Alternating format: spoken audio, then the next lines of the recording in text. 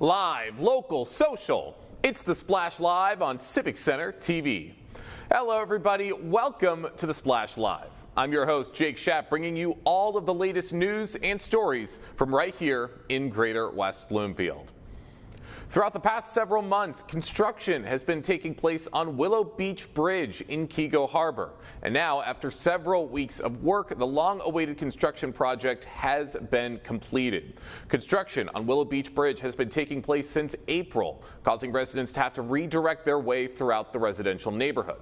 The bridge was originally set to be completed by mid-June, but was delayed due to a test failure on the bridge's railing. Now everything is set, and the bridge is set to be open to traffic once again. I reached out to Keego Harbor City Hall, who said that the proposed reopening date is Monday, August 3rd, for the bridge to be open to vehicles. It may have taken longer than originally anticipated, but now the community can travel and enjoy the new bridge safely, and not only that, but marvel at the incredible view that comes with it. So I'm sure the entire community is looking forward to being able to utilize Willow Beach Bridge once again. The state of Michigan has been experiencing a basketball renaissance as of late, with the Michigan Wolverines winning the NCAA tournament and the Detroit Pistons having their best season in almost 20 years. The excitement for the sport is higher than ever, and that's especially true at the Greg Kelser basketball camp, a beloved annual event which just celebrated its 49th year in West Bloomfield. I stopped by the camp recently to hear from kids, coaches, and even Kelser himself on how this camp is helping to foster and grow the basketball culture here in Michigan. Every year is a good year. This is a really exceptional year because these kids are wanting to learn. It's all about learning and teaching them the fundamentals of basketball so they can move on in their future. Do you think maybe the recent success of UFM and the Detroit Pistons have had anything to do with this? Because this has been a crazy year for basketball in the state of Michigan. Yes, it has, and I believe it contributes to it. Greg does a good job putting his camps on, and we're here. I've been knowing Greg for over 30 years, so we've been doing this a long time. And the kids, some of these kids went to the pros from Greg's camp. So, Grace, what first got you interested in the sport of basketball? So I was really tall, so my mom's like, yeah, you should do basketball because you're tall, and I did it, and I fell in love with it because it's really a fun time, and you meet a lot of new people and interesting people, so I really enjoy it. I'm very grateful because I get to come here, I get to meet all these new people, with all the coaches, Greg, all the players, and we get to bond and learn later skills like talking, communicating, and all that good stuff. Since all the sports are doing good, more kids are going to be interested in playing basketball, attending camps, and just wanting to have fun. How important is it to be fostering that love of the culture of the sport of basketball? I think it's very important, and I can almost promise you 90% of the kids in here probably see themselves someday as a professional. No different than when I was a kid. It's what you want to do. You watch it on television and you feel like you can do it as well. But what we try to let them know that it doesn't just happen. You want to make it happen, you got to work, you got to sacrifice, and you got to be really, really dedicated and passionate about it. And then hopefully, as they pursue their dreams athletically, they remember that even if they are blessed and fortunate enough to become a college athlete or a professional athlete, there will come a time when you will have to step aside and do something else. And that's the part where we really, really champion the importance of a sound education. You know, the word we always preach is just hard work and dedication. We always say, even if you're not at this camp, you're at somebody's camp, and you go on your extra mile. You know what I'm saying? So the perseverance, the hard work, dedication towards your craft, we always talk about that with each student, each athlete. So hopefully it carries on with them. And do you maybe hope to see this this chain of paying it forward continue in the future with these kids as they grow older and maybe pass down these skills to the next generation after that? Yeah, we have. We have counselors that came back that were students before. So we just keep pressing the envelope. Help guys bring back the same word we teach. One day we're going to stop being counselors. They got to take our spot. So hopefully that brings back the camaraderie each year. Yeah. If kids could take anything away from being a part of this camp, one word, what is the most important thing? Friendship. Participating in camps like this, you could possibly develop friendships that will last a lifetime. Most of the coaches that are here with me, I've been doing decades because it all started in a gymnasium somewhere, either playing basketball or watching basketball. Basketball is one of the many things that brings us together. So for that, I'll always be very, very, I guess you might say, indebted to the sport. The friendships, the relationships that you can develop being a part of a basketball program. God, there was so much for the kids to enjoy with this incredible basketball camp, and it's amazing that Greg Kelser has been making everybody happy for almost 50 years. Next year's going to be the 50th anniversary of the Greg Kelser Youth Basketball Camp. I can't wait to see it, and I can't wait for even more young basketball-loving individuals to be enjoying themselves and to maybe one day make a splash in the NBA. The West Bloomfield Fire Department continues to invest in recruiting the next generation of firefighters and emergency medical professionals to serve the greater West Bloomfield community. Recruitment efforts are focused on attracting dedicated, service-minded individuals who are passionate about protecting lives, responding in emergencies, and making a difference every single day. Deputy Chief Blake Belsky joined us on the Splash Live recently to share more about these recruitment efforts. Blake, thank you so much for joining us today. Hi, good morning, Jake. It's good to talk.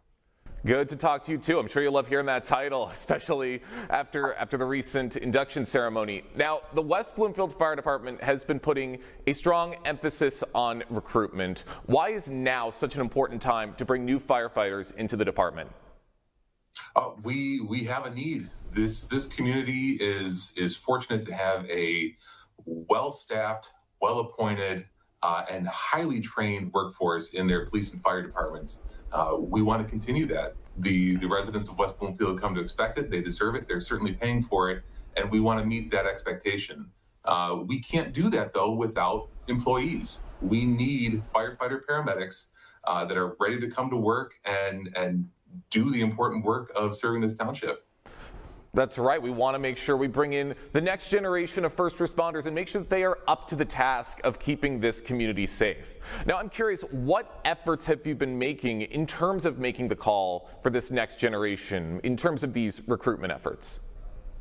Well, for years, we've been doing our best to sponsor students going through Oakland Community College's Fire Academy, providing them with some of our spare turnout gear so that they don't have to pay that additional cost on top of the tuition for that fire academy.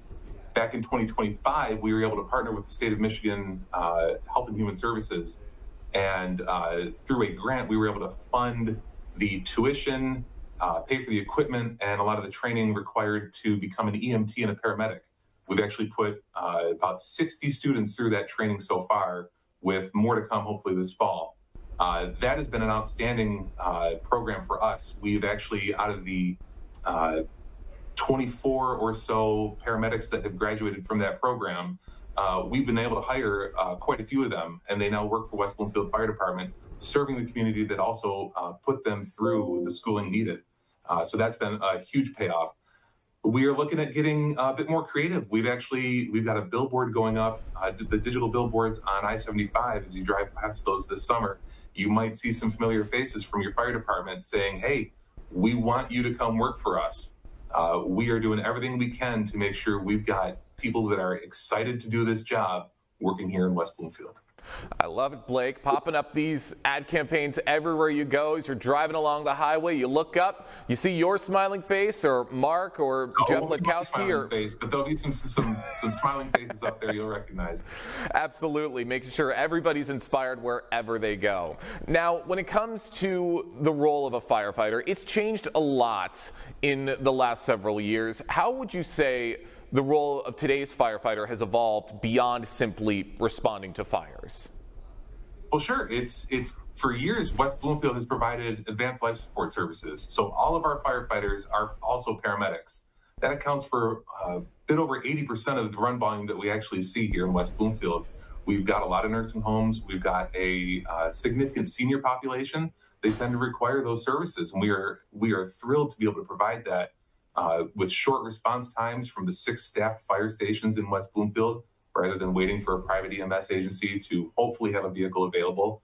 This is something that we've been providing to the community for a long time. A lot of communities are seeing that the private EMS is having the same hiring problems that municipal agencies are having, and the response times are increasing for those fire departments that are relying on the private EMS industry to take up that workload.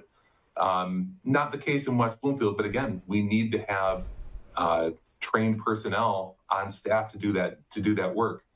The fire side of this, it's not getting any easier to fight these fires with the rise in synthetic materials in the homes, the polyesters, the plastics, everything that you buy on the internet, unless you're buying 100% cotton or 100% natural wood materials, they burn hotter, they burn faster, and it is harder to do the job of a firefighter today than it ever has been, in part because of modern science. The things that make our life so convenient make the job of the firefighter that much harder. I can imagine. So some things become easier, some things become much, much harder. It just means that you guys are looking for people who are truly dedicated to keeping this community safe. And recruitment is about more than just filling positions. It's about finding the right people. How do you identify candidates who will truly fit the department's culture and mission? This department is a family. We are every bit as much of a team as the West Bloomfield Lakers that you guys were interviewing earlier. We want people that are going to be great employees, great team members for the next 30 years of their career here. Part of the advantage of these grant programs that we've been using to send people to EMT and paramedic school, a lot of them come back and do their internship with the West Bloomfield Fire Department. That turns into great experience for them, but it's also a great opportunity for us to have almost a 6-month-long interview process where we get to see how these people will integrate with our team. Do they share our values? Do they buy into the culture that we've built here? And that's a great opportunity for us, not just to interview them, but also to sell ourselves, because all the other fire departments in the area are fighting over the same candidate pool. So if we can take that opportunity to show them how great West Bloomfield is as a community, as an employer, that's just another advantage for us. For those just joining us on the Splash Live, I'm talking with the Deputy Chief of the West Bloomfield Fire Department, Blake Belsky, talking about the fire department's recent increase in recruitment efforts. A lot of big campaigns all throughout the community, all throughout southeastern Michigan, to bring people to West Bloomfield to serve on the fire department. Now, Blake, let's look a little bit ahead. Once new recruits join the department, what kinds of training, mentorship, and professional development opportunities can they first expect? Well, just like a lot of organizations, the basic fire academy and your EMT and paramedic training, that's just the beginning.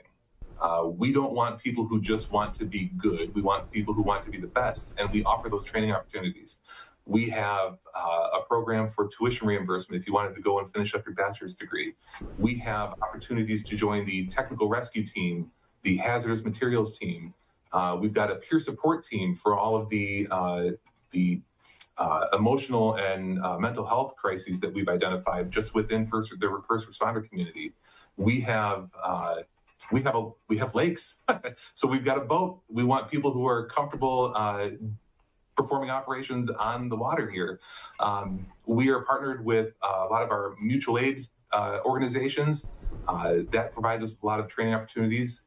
In spite of what we've seen as a trend across the board here, there is still federal funding for a lot of the national training programs down at the National Fire Academy in Maryland. They offer some really fantastic programming, and we obviously support all of our employees seeking that out.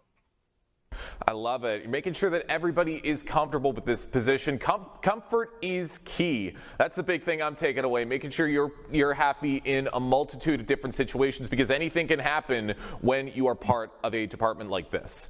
Now, Blake, how important is community engagement when it comes to recruiting future firefighters, especially when encouraging local residents to serve their own community? Absolutely. The community is what makes this work. If we don't have the support of the community, we don't have a fire department. We are only as good as the community wants us to be. So community engagement is always front of mind, whether it's something as out front as the open house or interviews like this. This is a great partnership. It helps us get the word out about what the fire department is doing for the community. Local newspapers. Getting out to the schools and teaching fire safety at the schools, that's not just an opportunity to show these kids how to be safe in their homes. It's an opportunity for us to engage them and hopefully we're playing long ball and saying, hey, wouldn't it be great to be a part of this team once you turn 18, 20 years old and get the training and see how cool this is? That's certainly how I was first exposed to this. I had firefighters come to my school, and I thought it was the greatest thing. And here we are, a number of years later. Yeah, I mean, it's that little bit of influence when you're younger, that little moment, seeing those firefighters that can go truly a long way. And that can apply for you, Blake, and it can apply to everybody. There's probably people you've met at schools who are inspired to join the fire department because of meeting people like you. And looking ahead, what challenges do you see facing the fire service? You touched on this a little before, but what challenges do you see facing the fire service, and how does today's recruitment help prepare the department for tomorrow? So the biggest challenge that fire departments across the country are seeing is not just recruitment, but retention of these employees. This is a competitive marketplace for anyone with that piece of paper that says they can do this job. They can go to another fire department that maybe they're offering a little bit more money in the salary. Maybe they're offering an extra vacation day each year. What we are trying to do is get buy-in in the culture of the West Bloomfield Fire Department. Those trucks out in our bays, they all have the same words on them: kindness, professionalism, knowledge. Those are not just words that we are saying out in the community to make sure everyone votes yes on the next millage. This is something that we truly believe in. And we are trying to get that buy-in from prospective employees that are going through the training right now. Like I said earlier, when these paramedic students are doing their internship with us, this is a great opportunity for us to kind of measure where they are as far as those values, but also to get them to buy in and see that, hey, this is the way to do it. And we've gone from the past couple of years of not having enough applicants to fill the positions that are open to finally we are starting to be able to build a list. And hopefully, while we can't take everyone all at once, maybe down the road as we see more retirements, which are coming, hopefully we can use that long list of excited people to work here to fill some of those positions. That's right. Staying at it and working to build the next generation. That's what we always love to see, Blake. I want to thank you so much for joining us on the show today. Before we let you go, I would be remiss if I did not, of course, touch on your new position as Deputy Chief. This is the first time we've had you on the show since your promotion to Deputy Chief. So before we let you go, I do just want to ask, what are some of your priorities for strengthening both the organization and the level of service provided to Greater West Bloomfield residents as you step into this new position? Well, I feel very fortunate to be working for this fire department. Chief Lowry, Chief Flynn, going back further, Chief Wiseman, Chief Palpelreiter, and Chief Borg, they built such a strong foundation for this department. They saw the needs of the community. They answered the call for building this department into exactly what this community needed. And as far as big changes, there really aren't any to make. We are in fine-tuning mode. The biggest challenge for Mark and I is going to be identifying the evolving needs of the community, making sure we are responding quickly to whatever it is they need. We know that the population changes. We know that our residential and commercial building, ratio that changes. We want to make sure that whatever this community needs, the fire department is here to provide it. That's going to be the biggest challenge, and it's one that we're looking forward to. Staying the course, full speed ahead. We're looking forward to everything as well, Blake. Thank you so much for joining us today here on the Splash Live. Thank you, Jake. Have a great long weekend. It's amazing to see these continued efforts to strengthen the West Bloomfield Fire Department as the call to action is here. Looking to see a lot of great people joining the fire department and helping to keep this community safe. On Monday, August 10th, Geno's Pre-Dream Cruise will return for its 29th annual event, continuing one of Keego Harbor's longest-running and most anticipated automotive traditions. It's held at Geno's Restaurant and the Santia Hall parking lot, and the event brings together classic car enthusiasts, families, and community members for an evening celebrating automotive history and local pride. And Geno Santia joins us now on the Splash Live to tell us us more about this year's event. Gino, so great to have you with us today. Thank you, Jake. Good morning to you. Good morning to you as well. This year marks the 29th annual Gino's Pre-Dream Cruise. 29th annual. Did you ever imagine that this event would become such a long-standing community tradition? Not at all. I remember the first year I just decided to put the sign up and say cruise night Monday before the cruise down Woodward, and we had about 60 cars show up. Last year, I think we had 250 cars signed up, and that doesn't include the cars that probably drove in, couldn't find a parking spot, and just drove out. So it's gotten to be quite an event here in our small community. Sounds like it. 250 cars last year. To go from 60 to 250 is crazy, and I can only imagine that's just one of the many ways that this event has evolved. What else have you seen with this event as it's evolved over the past 29 years since you started back in 1997? Well, it's become, as I said, a community event. Other than the Memorial Day Parade, which is probably our largest event in the city, I think this is probably the second largest, and it brings the neighborhood together, the car enthusiasts, and they get in here and get to mingle with each other and have a good time. They absolutely do, and every year you welcome an incredible variety of vehicles. There's something for everybody with this event. What types of cars can visitors expect to see, and are there any favorites that always seem to draw a pretty big crowd? Oh, there's a lot of variety here, and I think the people that do come in, first thing they do is try to look for the car they may have had when they were younger, or their parents or their grandparents, and they walk around and they really notice the cars, the paint jobs on. In fact, one of the trophies that we give that day is for the best paint job on the car, and there's some great paint jobs. They have a Volkswagen that comes and it's all flowered up. It's got all kinds of flowers around it, and it's I think a yellow in paint. But the shine and they're so well taken care of. I mean, they come in glistening. These cars are just beautiful. Yeah, and I've been to the Pre-Dream Cruise event before, and I've seen these cars firsthand, how the community takes care of them, how the owners take care of them, and really preserve the beauty of these vehicles. And as we've said, every year it seems like more and more people come out to this event and stop by and enjoy it. But what does it mean to see so many car owners return year after year to share their vehicles and reconnect with fellow enthusiasts? Well, I think it's as I said, an event. And most of the people in the area probably themselves or their neighbor or their friend or a family member worked in the auto industry. So they reconnect with their co-workers, their friends. They walk around and they converse and look at things and talk about things. And there's always something going on here. We have a disc jockey, we have music playing, the oldies and stuff. And we have food outside and food inside in the restaurant, and music. It's just kind of like a happening event for the community and for the people that show up. They really have a good time. They really do.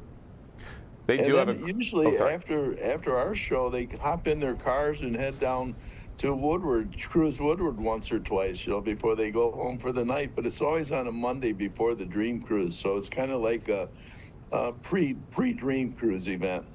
That's right. It gives you a little taste of what to expect with the big Dream Cruise event in Michigan, and then you get the full event just a little bit later on. And Michigan has such a rich automotive heritage. How does this event help celebrate that history while bringing the local community together? Well, as I said in my last comment, a lot of these people did work in the auto industry at some point or know somebody. And plus, in Pontiac, I don't know if you know or not, they just opened up a Pontiac Transportation Museum, and in there they show a lot of the older cars where they started from. They're celebrating their 100th anniversary this year, and that's brought a lot of people into the area too, just to look at the Pontiacs and stuff in Pontiac. But we have quite an array of cars here, not only just Pontiacs. We have just about everything that's ever been made here in our parking lot those days. For those just joining us on the Splash Live, I'm talking with Gino Santina of Gino's Pizzeria and Restaurant, talking about the 29th annual Pre-Dream Cruise event that's going to be returning to Keego Harbor on August 10th, coming up very, very soon. Now, Gino, organizing an event that's been running for nearly 3 decades, I would imagine that takes quite a lot of work. So what goes into planning the cruise every year at Gino's for Keego Harbor? Well, it's gotten a little easier because it's pretty much the same thing, and we have wonderful staff. We have great people come in. They love working it. They work hard. We start the week before. We get the tent set up and get everything lined up, the food ordered, beverages all put together. And like I said, we have great staff. And, of course, we have a wonderful person that's our coordinator, Joni Walsh. That's kind of a Keego Harbor staple, and she does a lot of the stuff for us. She gets the T-shirts ready for us, the trophies for us, gets things lined up. And, of course, I notify the police so they know that what's happening, and so they're aware of the cars coming in and leaving too. So it works together very well. Everybody kind of pitches in and helps out. And the community, we're allowed to park just about anywhere in the city sometimes for that particular day. Yeah, sounds like it. Everyone just has such an amazing time with this event. And as you look towards next year's milestone 30th anniversary, what are your hopes for the future of the Pre-Dream Cruise in Keego Harbor? Well, we certainly like to continue. I think our cruise is special in the way that the Woodward Dream Cruise, the cars drive up and down the road. They're up and down Woodward. They may turn somewhere and stop for a minute or whatever. But our event here, the cars actually come into the parking lot. They stop. They open their hoods up. They get out of the cars. They walk around and talk to the people.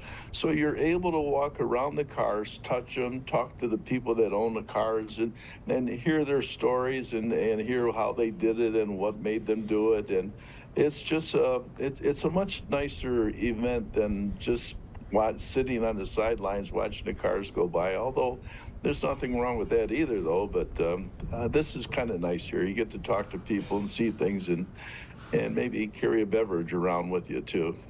That's right. It feels a little more personal of an event, that you get to talk to people, you get to see the cars a little more closely than I think you would with the traditional Dream Cruise, and that's what really makes this event special. I got a couple more questions for you, Gino, before we wrap things up. For someone who's never attended before, who's never been to the Gino's Pre-Dream Cruise event in Keego Harbor, what would you say makes this the perfect event to kick off Dream Cruise Week?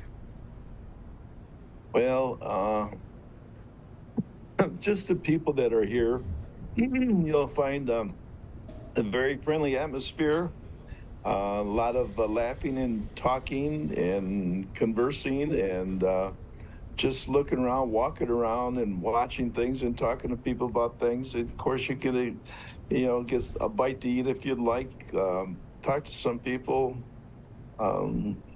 It's just, listen to the music. If you want to dance, there's an area in front of the disc jockey. If you like to dance, you go out there and dance. The music is probably what you like to hear anyhow. So it's kind of something going on.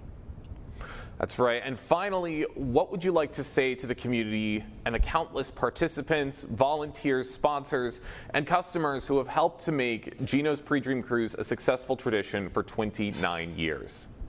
Well, I certainly thank all the support I've gotten from everybody, the city, the community, certainly the workers that just roll up their sleeves and do the job. It's just been just rewarding for all of us. It's very nice. It's everybody pitches in. We work together very well. The neighborhood, the community, the police department, the city. I think sometime they put it in their website as an event in Keego Harbor. So it's become something that happens for our small city. It's very nice. It is very, very nice, and I can't wait for the community to be stopping by and to be enjoying themselves once again at this amazing event. Gino, thank you so much for joining us today here on The Splash Live. Thank you, Jake. It's one of the most anticipated events in Keego Harbor. Geno's Pre-Dream Cruise will be returning for its 29th annual event on Monday, August 10th, and the event starts at 4 p.m.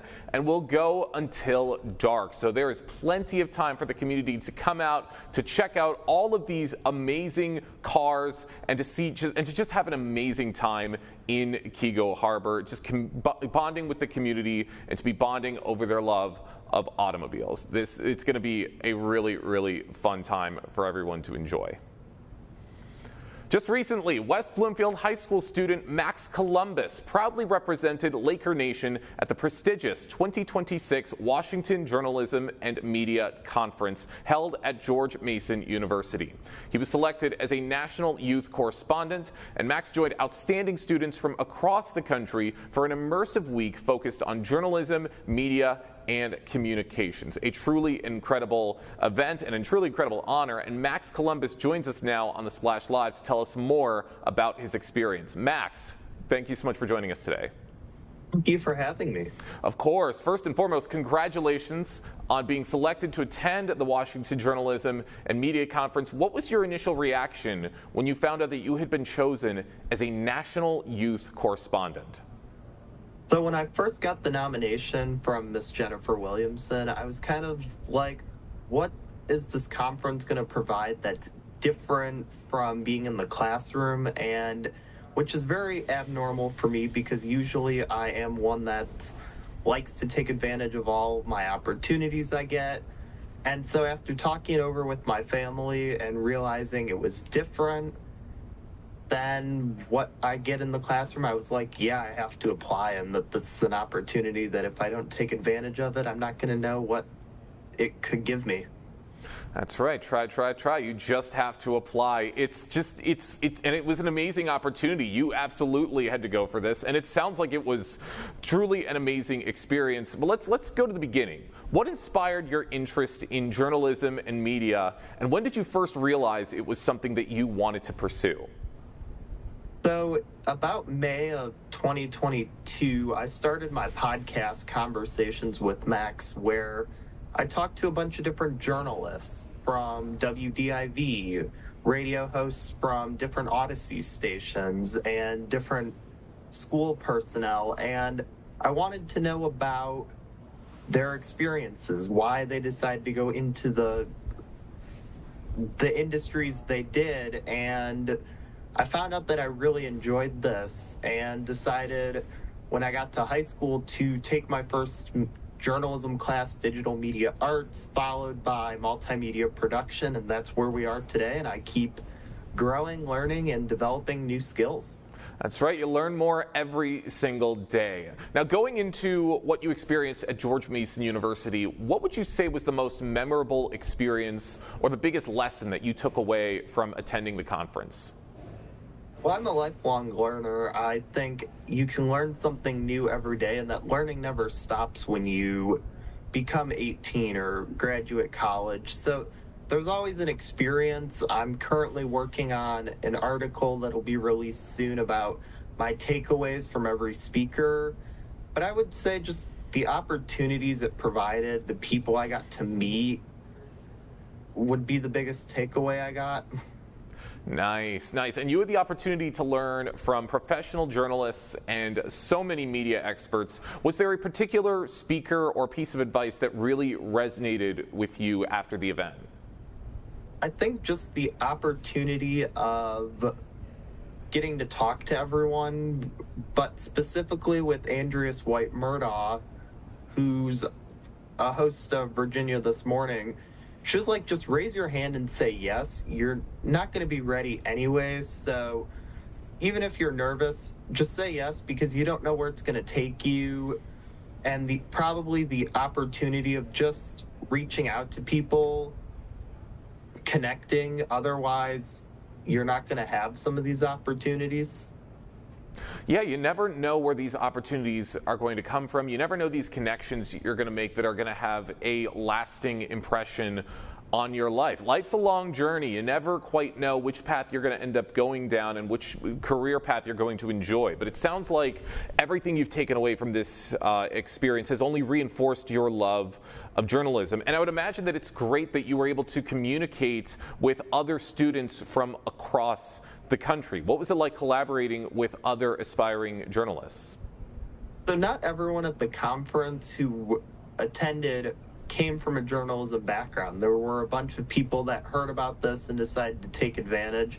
There were some that had a journalism background. So to know that when we practice some simulations like the First Amendment simulation or the pitching simulator that we did, that all ideas are welcomed. You didn't have to come from that, but to really get to hear from everyone, hear their perspectives, we're all more common than we know. So just to hear from everyone was pretty amazing. I would imagine so. For those just joining us on The Splash Live, I'm talking with Max Columbus, a West Bloomfield High School student who proudly represented Laker Nation at the prestigious 2026 Washington Journalism and Media Conference held at George Mason University. Now, Max, as a representative of West Bloomfield High School and Laker Nation, what did it mean to showcase your school and your community on a national stage like this one?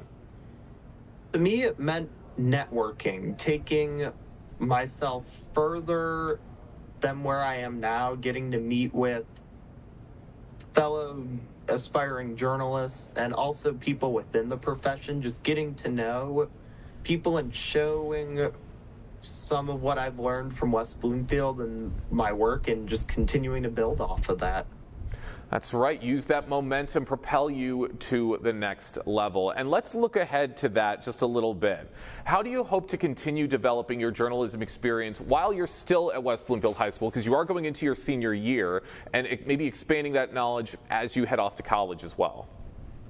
Well, when I first started this journey, my first interview was with Devin Skillion, and he said, learn everything. So I've really taken that to heart by trying to learn every position within the school and the program, learn every job, learn how to do everything. So as I get ready to transition in my next journey, which I was also on the last day of the conference accepted into the University of Kansas for their journalism and Jewish studies program, that I'll be able to take those skills and just further develop them. Wow, congratulations on that. Glad to see that you've got things lined up for after high school. Max, a couple more questions before we wrap things up. Do you see yourself pursuing journalism as a future career? And if so, what type of journalism interests you most of all?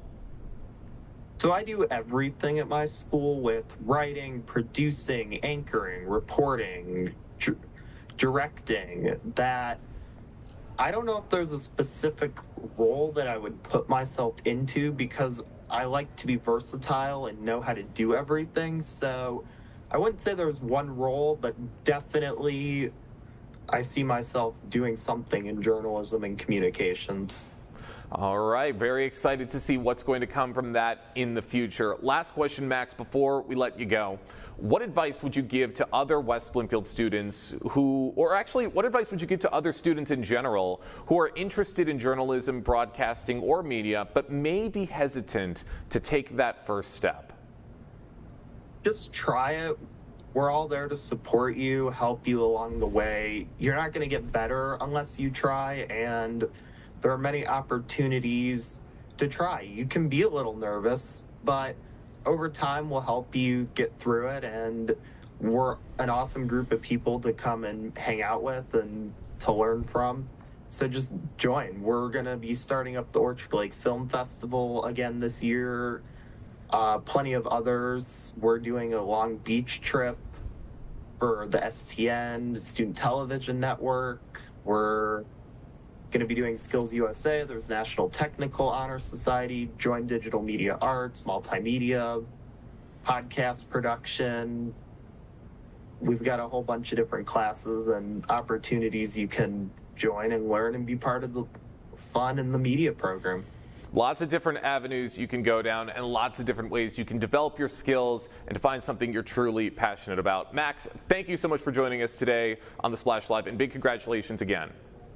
Thank you, and thanks for having me. Of course, glad to be seeing students within Greater West Bloomfield excelling at incredible levels and getting these amazing opportunities. Big congratulations to Max. Can't wait to see what's to come from him in the future. Early voting week remains underway until Sunday, August 2nd this week.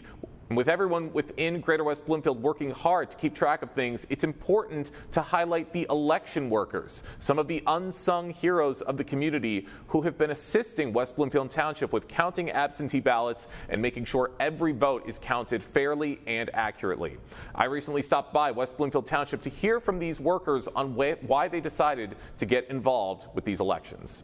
I mean, it's absolutely amazing. It tells me so much about the world and what I want to do when I grow up, and it's really shown me so much about this community, and it's just amazing that I've gotten this opportunity. What drew you to election work, especially in a township like West Bloomfield?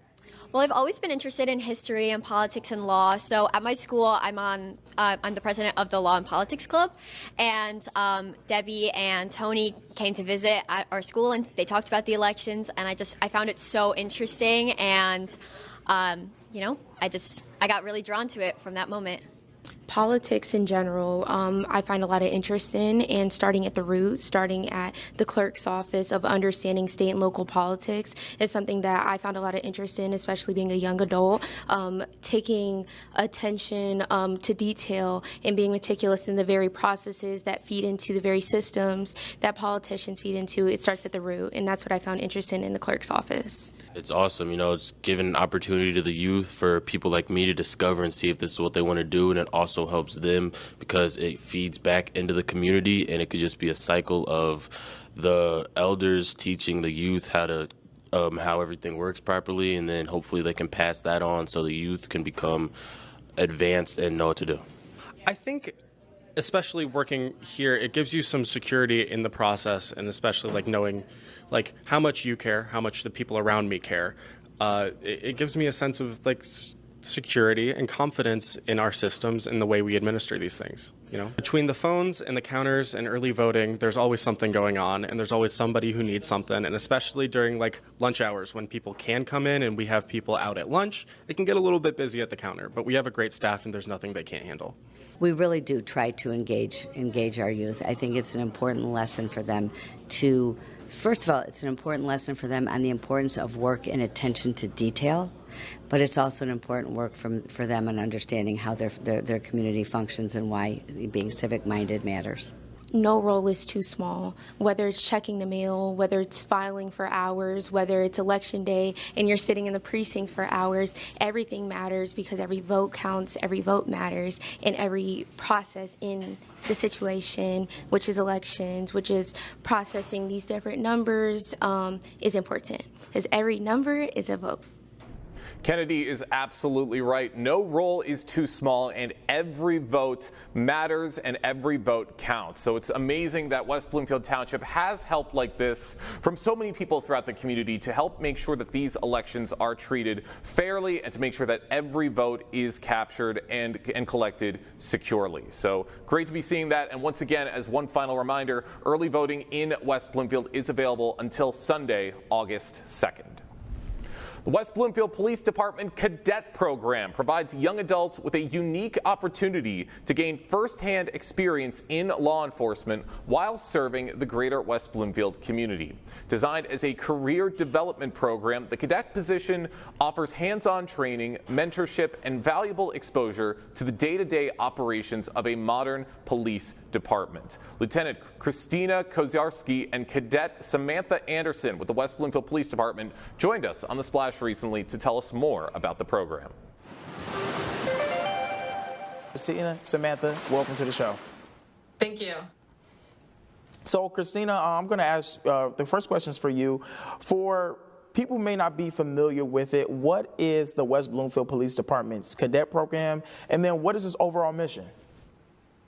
So our cadet program was created to bridge the gap between college and starting a career in law enforcement. It's much more than a part-time job. It's a training and mentorship program. Our cadets become part of the department and get meaningful hands-on experience while they're still in school. We expose them to nearly every aspect of police operations so they can make informed career decisions. And our goal is to develop confident, well-rounded future police officers before they ever step into the academy. That's wonderful. That's such an amazing thing just to give them that opportunity to be a part of this. Samantha, the program allows cadets to assist with everything from community policing to prisoner processing. How important is that to have that broad exposure in preparing someone for a career in law enforcement? Before becoming a cadet, I had no idea how much happened behind the scenes. Every shift is different, and I've been able to experience so many different aspects of the department. It helped me understand how patrol, dispatch, detectives, and even court operations all work together. Being around officers every day has taught me things you can't just learn in a classroom. It's really prepared me for my next step, which is to attend the police academy. That's good. That's very good. And like you said, a hands-on experience. You're there doing the work, so you're seeing what goes into it instead of just reading about it in a book or studying it and looking at it on a paper. Christina, what type of real-world experience can cadets expect to gain that they typically wouldn't, have in a classroom? So one thing we're very intentional about is giving our cadets meaningful responsibilities instead of just having them simply observe. They participate in ride-alongs where they experience calls for service alongside our officers. They interact with residents at the front desk and learn customer service in a law enforcement setting. They prepare police reports, assist with prisoner processing, and also take care of individuals that are in custody. They will use the same platforms and technologies that our officers use every day, giving them a little advantage for when they become officers. And throughout the program, they're given increased responsibility as they gain experience and demonstrate that they're ready for more. And those real-world experiences help connect everything they're learning in college to actual police work. Nice. That's amazing. You said Ride Along. It makes me think about one of my favorite movies with Kevin Hart where, I think that's a little bit on the extreme side, but I think, it kind of, it covers what it could be, what these cadets could be experiencing. If you're just joining us today on The Splash Live, I'm talking with Lieutenant Christina and Cadet Samantha from the West Bloomfield Police Department about the department's cadet program and how it's helping prepare the next generation of law enforcement professionals while giving the young people a firsthand look at policing. Now, Samantha, beyond developing technical skills, what personal qualities and leadership traits does this program aim to instill in all its participants?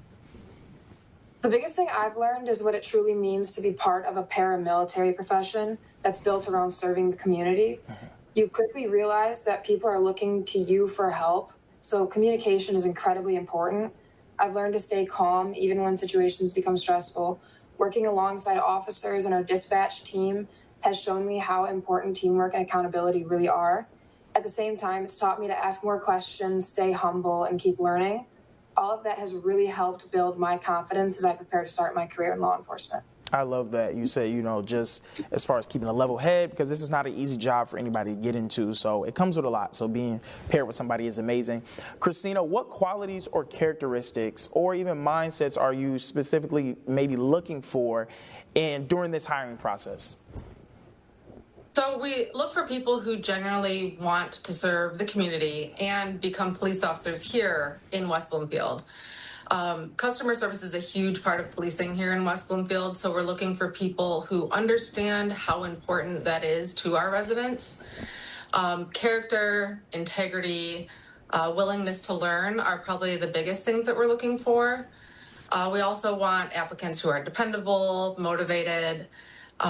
We aren't looking for people who already know everything about policing. That's why this program exists. We can teach the job.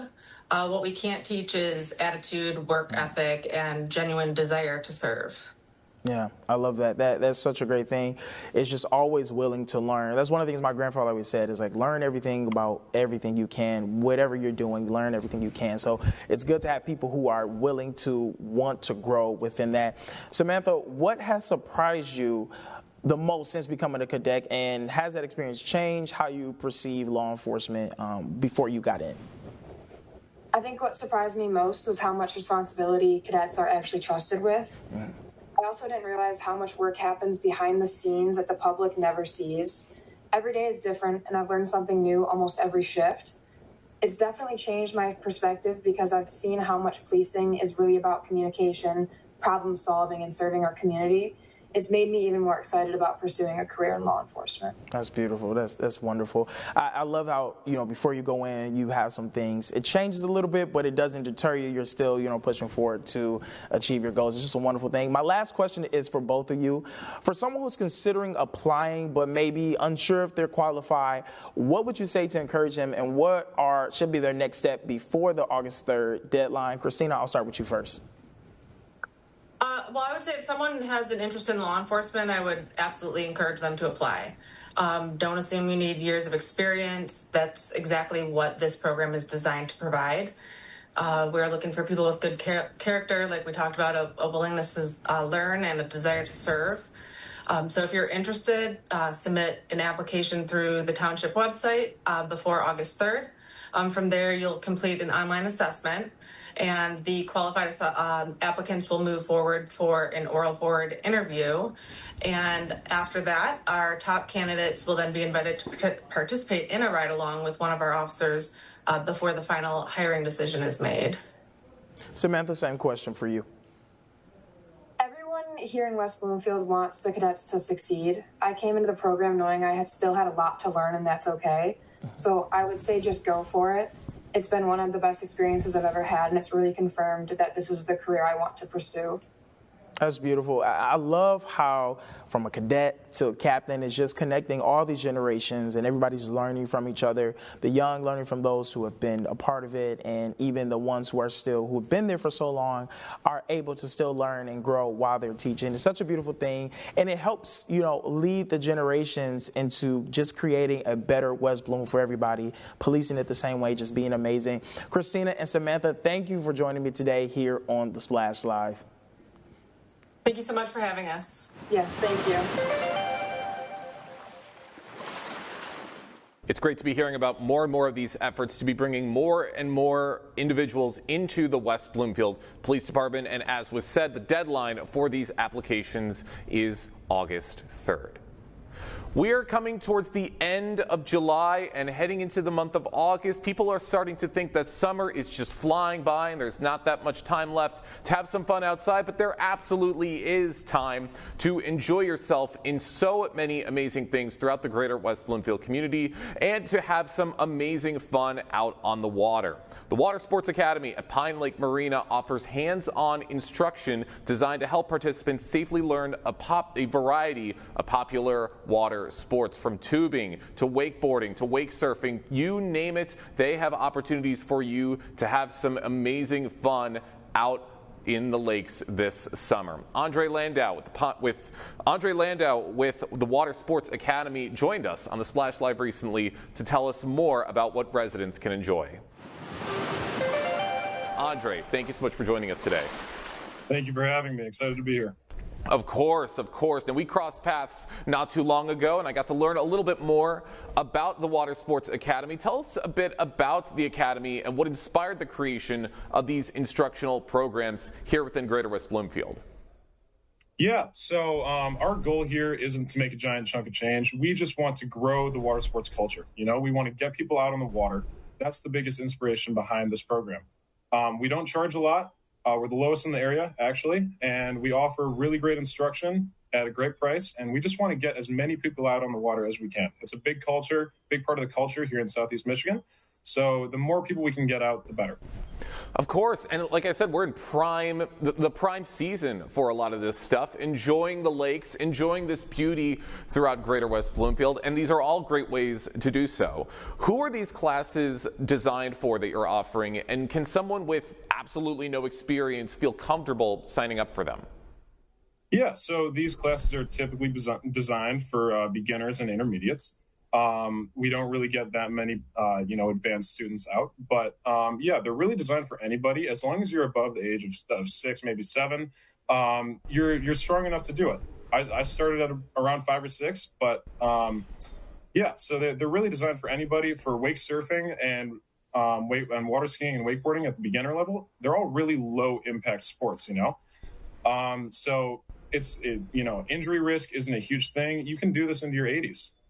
It's really designed for anybody that wants to try something new. That's right. I've got a little bit of experience with some of this stuff before. I've been tubing before. I've ridden jet skis. Yeah. My grandparents have one up at their cottage in Manistee. So I know a little bit about this, but some of the other things are a bit out of my element. Never done those before, but they definitely seem like a lot of fun. And I'm sure there's people that are going to be watching this that are curious to try this out themselves, but maybe have a little bit of apprehension as well. What are some of the biggest misconceptions beginners have when it comes to trying water sports for the very first time? Yeah, so the biggest misconception, one, is that it's way too hard. It's not. It's really not that hard to do. Anybody can do it. We can pretty much guarantee that anybody that comes out will be able to get up, you know? So that's number one. Number two is that they're not safe. There's no risk at all, really. Everybody on the boat is CPR certified. As long as you're able to swim, you will be completely fine doing these activities. That's right. And like as you just said, safety is always a priority out on the water. What steps do you and your instructors take to ensure that every participant has a fun and safe experience out on the water? Yeah, so everybody wears the life jacket, of course. And like I said, everybody here is CPR certified. If someone were to have an accident or anything like that, our instructors are always ready. If they're behind the boat, then the engine is off to make sure that nothing happens with the propeller or anything like that. We make sure that everything is very, very safe. Wonderful. For those just joining us on the Splash Live, I'm talking with Andre Landau, the manager of Water Sports Academy here within Greater West Bloomfield. They offer classes at the Water Sports Academy at Pine Lake Marina, offering instructional tutorials for wakeboarding, wake surfing, water skiing, so many great ways to spend your days out on the water. And a great setting as well, Pine Lake. How does learning on Pine Lake provide a unique experience compared to other locations around Southeast Michigan? It's a private lake, and there's not too many of those around here. You know, that I'm looking out at the water right now. I'm outside, and there's no one out on the water. And this is typically around the time where we do our lessons, you know, during the weekday before around 5 o'clock. There's nobody out. It's really, really calm. And that's a super unique thing, you know. You don't have waves crashing into you or anything like that. It's a really safe, calm environment and a great place to learn. That's right. And a lot of these sports, like, they're not just thrill-seeking activities. I mean, they absolutely are, but it's more than that. They are exciting, but also physically active. What are some of the health, fitness, and confidence benefits people often discover after taking a class with you guys? The first time everybody does it, they are really sore the next day. Doing something like this, you use muscles that you wouldn't ever use in the gym or like an everyday activity. So you're strengthening, you know, stabilizers that you wouldn't normally use. And I think that's a really huge thing that can, if you're, you know, doing another sport like running or anything like that, it can help you stay out of injury and it can make you better, more athletic. I think overall, it's a really great way to stay in shape. You might even get some cardio in. That's right. I mean, take it from me, again, from someone who's been tubing before, you will definitely feel it everywhere the next day. It is a lot. And I'd imagine the process of working with these students, from beginners to passionate lifelong water sports enthusiasts, I mean, that's got to feel amazing, doesn't it? Absolutely. What makes the Water Sports Academy a great activity for families, friends, or visitors looking to make the most of the summer season?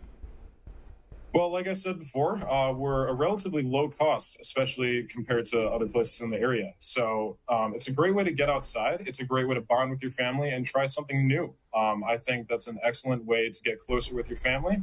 And it's just, you know, it's my favorite thing to do, and everybody loves it that tries it out. So as Water Sports Academy continues to grow? As of right now, we don't have any, but I would love to start doing like a day camp for kids. I think that would be a great way to expand the program and get more people out on the water.